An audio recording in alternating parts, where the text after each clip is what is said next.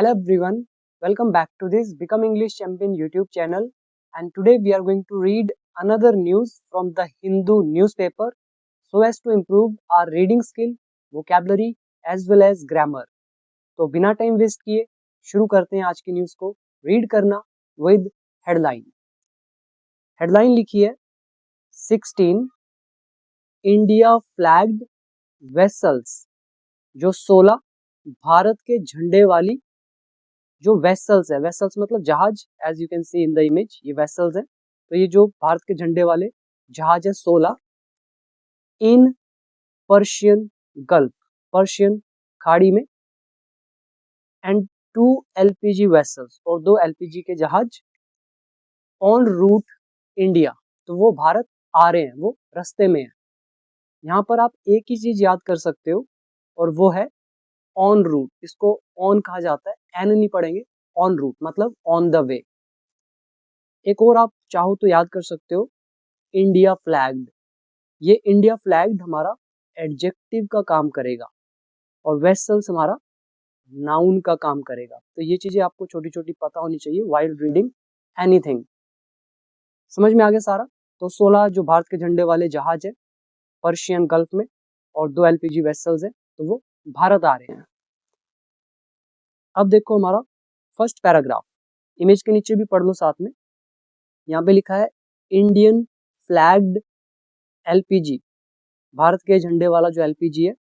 यहाँ पे एलपीजी का मतलब सिर्फ एलपीजी से नहीं है, मतलब एलपीजी वेसल्स। तो ये जो है हैव सेफली क्रोज्ड, तो इन्होंने सुरक्षा पूर्वक पार कर लिया है the straight of Hormuz, Hormuz जल डमरू मध्य को। अब रीड करो फर्स्ट पैराग्राफ। और अगर आप में से कोई भी स्टूडेंट अगर बिगिनर है, इंग्लिश के रूल्स अगर नहीं आते और आप न्यूज़पेपर पढ़ रहे हो, तो ऐसा मत करो। आप सबसे पहले अपने रूल्स पे काम करो, फिर स्पीकिंग पर काम करो, और जब स्पीकिंग आपको आने लगे then you can move on to reading newspaper. ठीक है? और जो लोग इंग्लिश सीखना चाहते हैं, एक्सपर्ट बनना है, तो आप मेरे कोर्स से सीख सकते हो, बिल्कुल स्टेप बाय स्टेप, बिल्कुल बेसिक से स्टार्ट होकर एडवांस लेवल तक। और इसमें 5000 के आसपास वर्ड मीनिंग भी है जो आपको न्यूज़पेपर में हर जगह देखने को मिलेंगे। एक बार मेरे वर्ड्स और रूल्स कर लो, फिर आपको इंग्लिश बच्चों का खेल लगेगा। ठीक है? बाकी जिसे ज्वाइन करना है, डाउनलोड करना become English champion app, prizes आपके सामने लिखे हुए हैं। तो अब देखो हमारा first paragraph. There are 16 Indian flagged vessels, 16 Bharat के ध्वज वाले जहाज हैं। यहाँ पे there is working as a subject, तो इतने जहाज हैं। ऑपरेटिंग जो कार्यरत है, जो काम कर रहे हैं, जो संचालन कर रहे हैं, in the Persian gulf, Persian खाड़ी में, विद 433 सी फारर्स ऑन बोर्ड, 433 जो नाविक है उनके साथ। जब कोई जहाज वगैरह होता है, उस पर कोई व्यक्ति चढ़े होते हैं, तो हम उसके लिए ऑन बोर्ड यूज करते हैं। और सी फारर्स मतलब हो गए, नाम से ही पता चल रहा है, नाविक। ठीक है? तो इतने जो 16 जहाज है वो ऑपरेट कर रहे हैं पर्शियन गल्फ में, और जिसमें 433 नाविक ऑन बोर्ड है। मुकेश मंगल, ये जो व्यक्ति हैं, कौन है ये? एडिशनल सेक्रेटरी हैं। कहाँ पर? एट द मिनिस्ट्री, मंत्रालय में। कौन सा मंत्रालय? ऑफ पोर्ट्स, बंदरगाहों का। शिपिंग, जो जहाज वगैरह होते हैं, जहाजरानी वैसे हिंदी में बोलते हैं। एंड वाटरवेज, और जो जल मार्ग है। तो ये जो एडिशनल सेक्रेटरी हैं बंदरगाह के और ये शिपिंग के, वाटरवेज के, तो इसके जो मंत्रालय के एडिशनल सेक्रेटरी हैं मंगल, मुकेश मंगल, टोल्ड, इसने बताया, द मीडिया, मीडिया को। तो यहाँ पर अब आप रूल देखो। पहला, देयर एज अ सब्जेक्ट का रूल, वर्कबुक पार्ट 1 का लेसन। फिर ये जो आपको मुकेश मंगल दिख रहा है, ये सब्जेक्ट है, और ये टोल्ड हमारा यहाँ पे है सेकेंड फॉर्म, तो पास्ट इंडेफिनिट। इंग्लिश एकदम नॉर्मल है। इसमें वर्ड मीनिंग साथ साथ देखते हुए चलेंगे। पहला, इंडियन फ्लैग एडजेक्टिव है, भारत के ध्वज वाला, झंडे वाला। वेसल्स मतलब जहाज, और सी फारर्स मतलब हो गए नाविक। फिर नेक्स्ट वर्ड है मिनिस्ट्री इज मंत्रालय। पोर्ट्स मतलब बंदरगाह। शिपिंग का यहाँ पर मतलब जहाजरानी से हिंदी में बोलते हैं जहाजरानी। और वाटरवेज मतलब जल मार्ग। और ऑन बोर्ड मतलब किसी चीज पे सवार। और एक ये भी अच्छा वर्ड है ऑपरेटिंग, ये हमारा जेरेंड का काम कर रहा है, ठीक है, जो काम कर रहे हैं।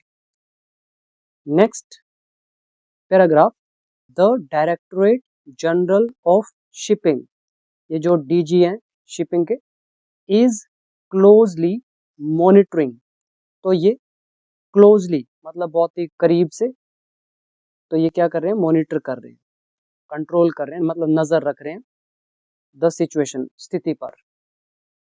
ही एडिड, उन्होंने आगे कहा। टेंस हमारा सिंपल है, present continuous tense. Monitor verb की फर्स्ट फॉर्म में आईएनजी लगा हुआ है, और ये डायरेक्टोरेट जनरल ऑफ शिपिंग हमारा सब्जेक्ट। इसमें भी वर्ड मीनिंग पहला देखोगे, मॉनिटर करना, नजर रखना, कंट्रोल करना। सेकंड है क्लोजली, मतलब एकदम निकट से, करीब से, सिचुएशन, स्थिति। Now next paragraph, the senior official informed, जो वरिष्ठ अधिकारी है उन्होंने सूचित किया, इन द लास्ट 2 days, पिछले 2 दिनों में। उन्होंने बोला 2 Indian flagged LPG vessels, 2 Bharat के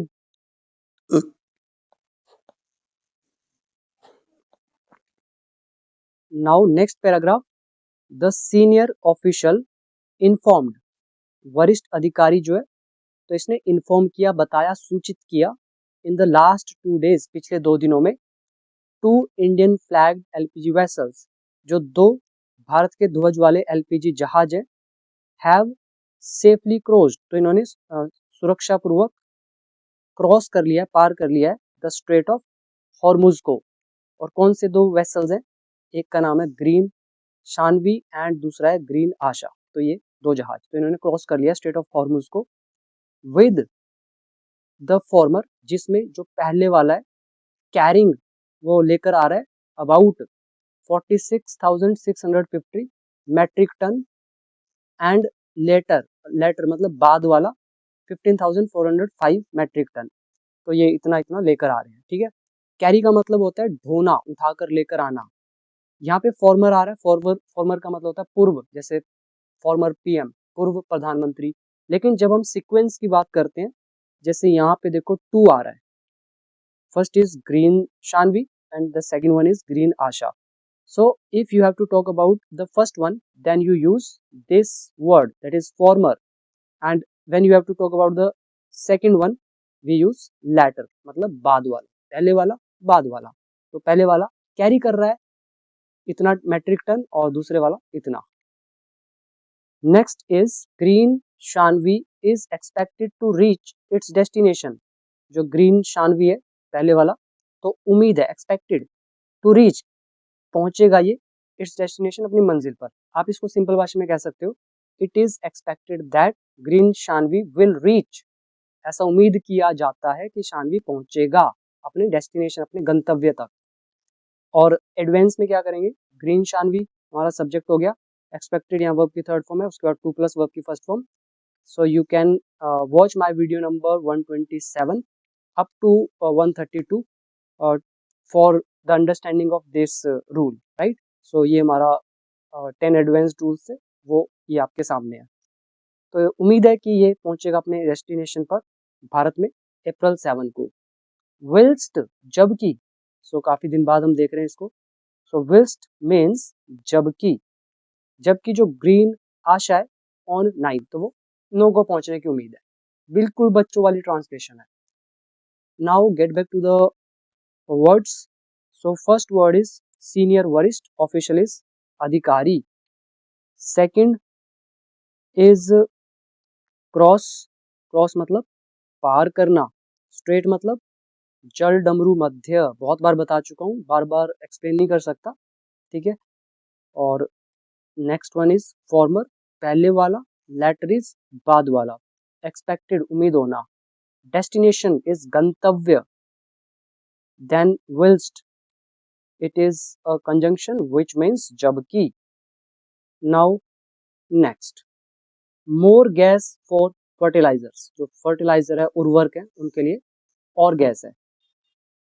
allocation of natural gas to fertilizer industry, तो फर्टिलाइजर इंडस्ट्री जो है, मतलब जो खाद वाली इंडस्ट्रीज है, तो उनको कह रहे हैं जो नेचुरल गैस का जो एलोकेशन है, आवंटन जो है, आवंटन समझते हो, बहुत बार एक्सप्लेन किया है, मतलब जो बांटा जाता है कि आपको इतना मिलेगा, आपको इतना, आपको 20%, आपको 30, आपको 50, आपको 40, तो हम एलोकेट कर रहे हैं। तो ये जो एलोकेशन है, तो ये एलोकेशन इज अ नाउन। तो एलोकेशन जो है नेचुरल गैस का, प्राकृतिक गैस का, किसको? फर्टिलाइजर इंडस्ट्री को। तो ये एलोकेशन हैज बीन रेज्ड, इसको बढ़ा दिया गया है। रेज्ड वर्ब की थर्ड फॉर्म है, allocation of natural gas to the fertiliser industry, ये काम करेगा ऑब्जेक्ट का। हैज बीन हमें बता रहा है प्रेजेंट परफेक्ट टेंस है, पैसिव वॉइस का। तो ये आवंटन बढ़ा दिया गया है फ्रॉम 75% टू 90%, तो 70-75 से 90% तक बढ़ा दिया गया है। बेस्ड ऑन, के आधार पर, के अकॉर्डिंग, ठीक है, के आधार पर, किसके आधार पर, किसके अकॉर्डिंग? एवरेज मंथली यूसेज, जो भी एवरेज मंथली यूसेज है तो उसके आधार पर। और कौन से समय में? इन द पास्ट 6 मंथ, तो पिछले 6 महीनों में जो मंथली यूसेज है एवरेज, तो उसके आधार पर 70 से 90 कर दिया गया है, ठीक है। Now next, other industrial and commercial sectors, जो अन्य औद्योगिक और वाणिज्यिक क्षेत्र जो है, कमर्शियल मतलब वाणिज्यिक, वैसे हिंदी जानने की जरूरत नहीं है इनकी, पर जिनको आती है वो समझ सकते हैं। तो वाणिज्यिक और इंडस्ट्रियल मतलब औद्योगिक। तो ये जो सेक्टर्स हैं, इंक्लूडिंग मतलब समेत, ये वाला सेक्टर भी है जो कि है सिटी गैस डिस्ट्रीब्यूटर्स, मतलब सिटी के जो गैस डिस्ट्रीब्यूटर्स हैं और जो इंडस्ट्रियल और कमर्शियल सेक्टर्स हैं, तो कह रहे हैं ये सारे would get an additional 10% allocation, तो इनको 10% और ज्यादा आवंटन मिलेगा।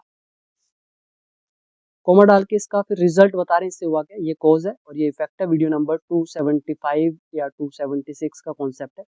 तो इससे हुआ क्या, टेकिंग द टोटल एलोकेशन, जिससे जो टोटल आवंटन है वो बढ़कर हो गया है 90%।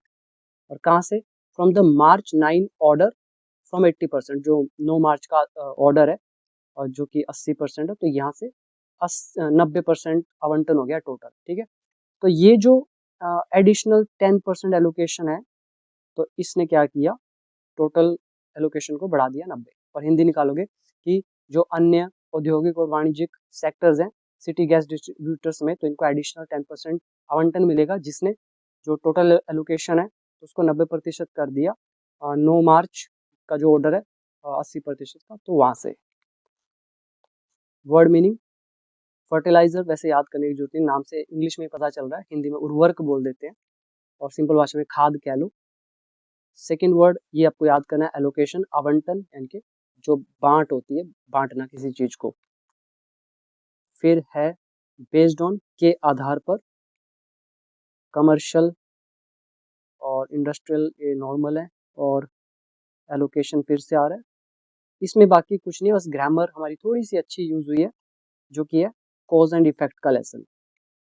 आगे लिखा है the additional allocation would be a boost, क्या है?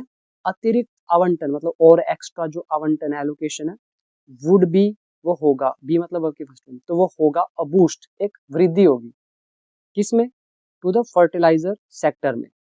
तो अगर थोड़ा सा एडिशनल एलोकेशन और देंगे ना, तो फर्टिलाइजर सेक्टर के लिए एक बूस्ट होगा, एक इंक्रीज होगा, बढ़ोतरी होगी, वृद्धि होगी। Ahead of the kharif season, kharif season से पहले, अहेड ऑफ मतलब से पहले, तो अभी खरीफ सीजन आने वाला तो उससे पहले, तो ये अच्छा होगा उनके लिए, मतलब बूस्ट होगा।